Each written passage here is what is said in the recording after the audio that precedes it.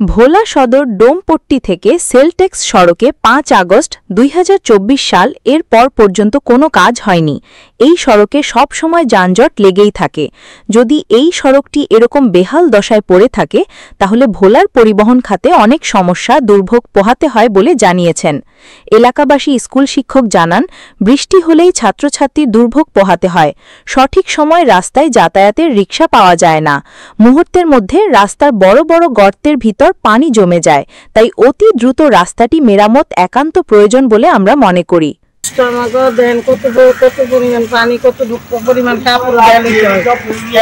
আরো সামনের দিকে আছে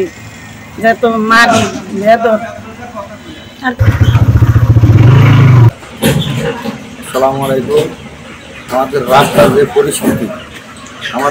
যে পরিস্থিতি এই রাস্তায় কোনো গাড়ি বাড়ি চলতে পারে না, রিক্সা চলতে পারে না, উল্টিয়ে পড়ে।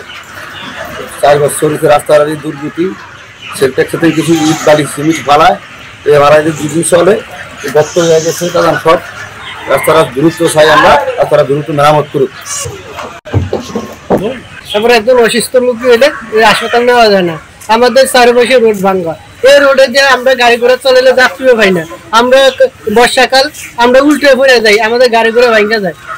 এই রোডে কোনো গাড়ি আসে না, রোড ভাঙ্গা, আমরা হাইটে আইতে হয়। আর এই জায়গা 10 টাকার ভাড়া, এই জায়গা 50 টাকা আসে না। রোড খারাপ, রোডে আর রিক্সা তো অনেক, এই রাস্তার কারণে অনেক সময় এই রিক্সা পাওয়া যায় না।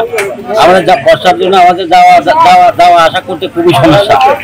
অনেকক্ষণ ধরে দাঁড়াইছিলাম, এই জন্য গাড়ি না পাওয়া তো আমরা হাইটে যাইতেছি। 3-4 কিলোমিটার পর আমাদের হাইটে যাইতে রাস্তাটা প্রায় আজ থেকে 4 বছর।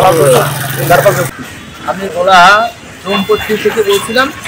আজকে আমাদের এখানে স্কুলে এই রোডে কলঘাট পর্যন্ত আমাদের এই রোডটা খুবই দুর্বিষহ অবস্থা। আজকে অনেক দিন পর্যন্ত, মানে আজকে 4-5 বছর অনেক সরকার আছে। এর আগে বেশি সরকার ছিল, সেই সময় এই রাস্তার কাজ হয় নাই।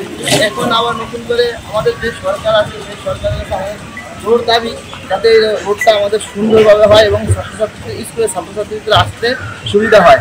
এই জন্য আমি আমাদের এই সরকারের কাছে জোর আবেদন করছি। আসসালামু আলাইকুম।